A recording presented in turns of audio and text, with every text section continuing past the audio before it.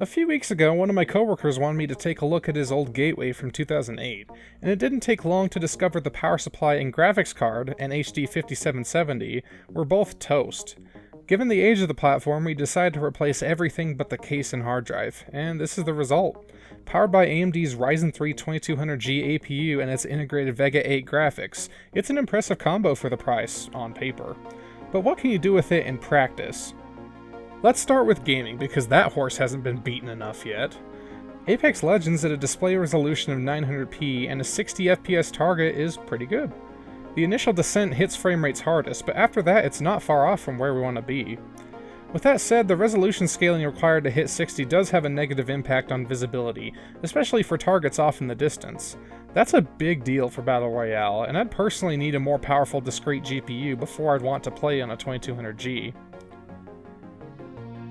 Next up is Shadow of the Tomb Raider under DX12, and at 720p low, Vega 8 pulls out a respectable 34 FPS average, and more importantly, stays above 30 the vast majority of the time. Vega 8 can even handle this year's AAA games, as demonstrated by Rage 2.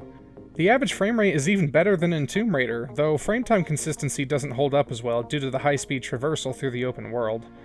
Finally, I wanted to try some emulation using OpenGL, and this is where it all falls apart. Mario Kart 8 and Cemu is not only too slow to be viable, but exhibits major rendering errors.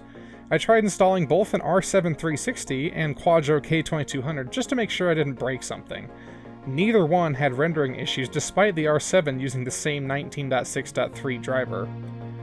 For what it's worth, ETA Prime made a video back when the 2200G was new, and the performance was still insufficient, so it's safe to say Vega 8 isn't up to the task of emulating the Wii U. So, you can game on the 2200G. Imagine that. It's not going to handle everything, but as long as you can stomach 720p in low settings, you can play most of what's out there today. But what if you want to capture footage while you play? To test this, I tried a few different utilities on Quake Champions at 1080p 60, with GPU encoding enabled. OBS was a dumpster fire, and Xbox Game DVR hurt performance too much, but AMD's own Relive gave me the best results. The performance impact is noticeable at about 16%, but it's certainly usable. Hell, all the gameplay footage you've seen thus far was captured this way. There are a few caveats to this approach. First, Relive isn't officially supported on APUs, so getting it installed is an annoying process. After you install the GPU drivers, you have to install a second package for Relive before you reboot. I put a link to that package in the description because it isn't included with the latest drivers. Amazing.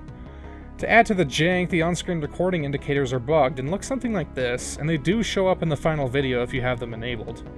The cherry on top is that Relive ignored my bitrate target of 30 megabits per second and ended up spitting out files around 60. Kind of annoying, but not Fraps level of disk hungry. So yes, you can record and game simultaneously, but not without some major irritations. How about watching 4K video? That should be a piece of cake, and luckily it is. I picked out a 4K 60 video of Forza Horizon 4 gameplay for testing, and this thing chewed through it like it was nothing. 0 dropped frames for the entirety of the video. Here's the problem. This is in Microsoft Edge. Playing the same video in both Chrome and Firefox racked up hundreds of dropped frames. It seems Edge was designed from the ground up with great hardware acceleration support in mind, and it shows.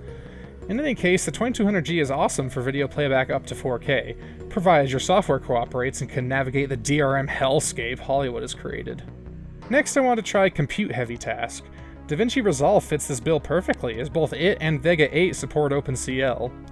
Editing at 1080p is definitely not doing the poor thing any favors. At full resolution, it can't play back clips without stuttering, and simple transitions just make things worse. Switching to half or quarter resolution previews helps a little, but ultimately watching through a 60 FPS timeline smoothly isn't going to happen.